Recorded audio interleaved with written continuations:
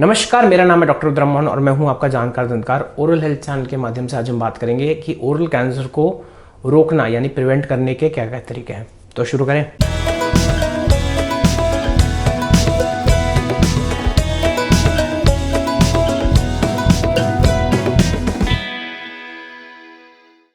तो ये एपिसोड मैंने जनहित में जारी करने के लिए बनाया है, क्योंकि जो है ओरल कैंसर से काफ़ी लोग पीड़ित भी होते हैं और बहुत सारे लोगों को ओरल कैंसर से डर भी लगता है। मेरे पास इतने कॉल आते हैं लोगों के जिनके मुंह में कुछ छाला हो जाता है या थोड़ी सी पपड़ी हो जाती है या कोई पैच आ जाता है।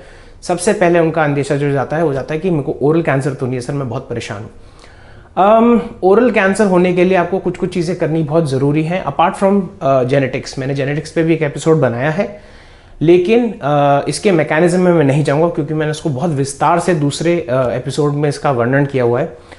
मैं आपसे बताना चाहता हूं कि कौन कौन से तरीके से आप ओरल कैंसर को प्रिवेंट कर सकते हैं। सबसे पहली चीज़, टोबैको कंजम्पशन। अगर आप टोबैको कंजम्पशन करते हैं यानी कि स्मोकिंग करते हैं, बीड़ी फूकते हैं, जर्दा खाते हैं, मिश्री खाते हैं, पान खाते हैं, गुटखा खाते हैं, इससे जो है आपके टोबैको कंजम्पशन के चांसेस जो है उससे आपके कैंसर के ओरल कैंसर, मौखिक कैंसर, इनफैक्ट स्मोकिंग से लंग कैंसर के भी और लैरेंजियल कैंसर के भी चांसेस बहुत बढ़ जाते हैं। दूसरी बात, alcohol consumption. Alcohol consumption moderation में करते हैं तो ठीक है, बट अभी जो रीसेंट स्टडीज आ गई उसमें ये भी बोला गया है कि अल्कोहल कंजम्पशन तो बिल्कुल ही कोशिश करना चाहिए कि इसको बिल्कुल ही कम कर दिया जाए, बिकॉज अल्कोहल में कुछ कुछ ऐसे एजेंट्स होते हैं जो सीधा डायरेक्ट डीएनए डैमेज करते हैं क्यूमुलेटिवली, यानी कि थोड़े थोड़े टाइम तक जो है अगर आप जितनी भी, उसमें बहुत सारी चीज़ें डिपेंड करती हैं, intensity, frequency, duration, type of alcohol, कितनी परसेंटेज ऑफ अल्कोहल है और आप कितनी ज़्यादा एक बार में जो है अल्कोहल लेते हैं, तो उससे बहुत फर्क पड़ता है। Alcohol is suppose to be a very big time carcinogen, यानी कि कैंसर कॉजिंग एजेंट तो वो है ही।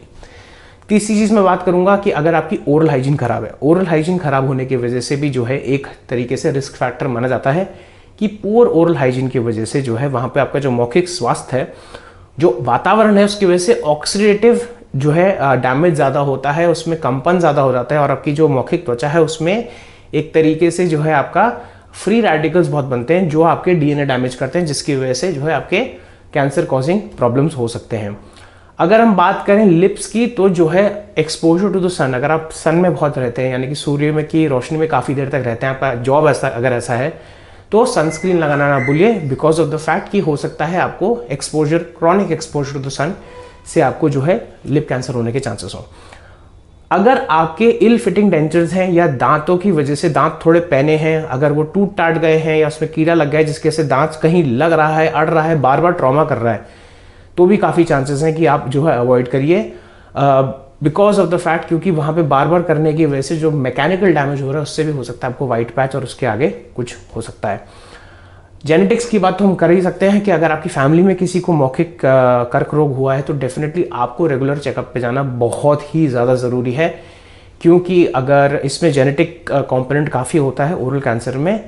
और अगर आपको कभी भी ऐसा लगता है कि आपके मुंह में कोई छाला है जो 2 हफ्ते से ज़्यादा हील नहीं हो रहा है, जिसमें कुछ एक तरीके से बढ़ोतरी आ गई उसके साइज़ में, या उसमें छाले में दर्द होने लगा है, या कोई यहाँ पे कोई गांठ वांठ लगने लगी है, पहली चीज़ बता दूं, आप जो है कभी भी पुष्टिकरण नहीं कर सकते। अगर आपको लगता है कुछ ऐसा है, आंख मूंद के अपने डेंटिस्ट के पास चाहिए सबसे पहले और उनको दिखवाइए और बताइए कि मेरे मुंह में छाला हो गया है या मेरे मुंह में ये है, कुछ है। उनके पास इतनी रुचि होती है कि वो बता सकते हैं कि कैंसर है कि नहीं है।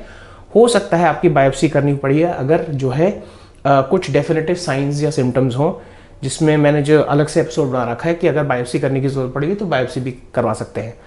लेकिन ऑल इन ऑल आपको जो है अपना न्यूट्रिशन बहुत ठीक रखना है। इस पर भी मैंने एक एपिसोड बनाया कि न्यूट्रिशन आपको जो है खाना सही तरीके से लेना है। Process meets, process food, fast food, junk food जो हम लोग बहुत खा रहे हैं उसको बहुत न्यूनतम रखिए। नेचुरल तरीके से फ्रूट्स खाइए, आपके जो है फाइबर खाइए। फाइबर में बहुत ज़्यादा जो है कैंसर प्रोटेक्टिव प्रॉपर्टीज़ होती हैं। हम लोग जो है ट्रेस एलिमेंट्स नहीं खाते हैं, जैसे कि हमारा जिंक हो गया, सेलेनियम हो गया, इनकी मल्टीविटामिन टैबलेट्स आती हैं। विटामिन सी खाते हैं, बी कम्प्लेक्स नहीं लोग खाते हैं। तो ये बहुत ज़रूरी है कि आप अपने विटामिन की भी जो है विटामिन और मिनरल्स के टेस्ट करा लीजिए।